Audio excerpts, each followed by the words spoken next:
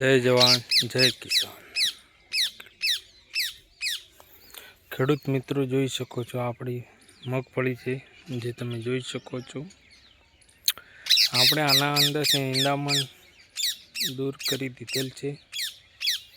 જોઈ લો ખેડૂત મિત્રો, આ આપણે કંકોડાનો છોડ વાવેલો છે અને અંદર કંકોડા આવી ગયેલા છે, તમે જોઈ શકો।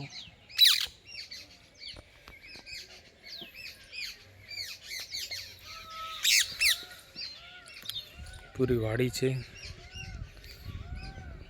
સામે પણ કંકોડાનો છોડ જ છે, તમે જોઈ શકો।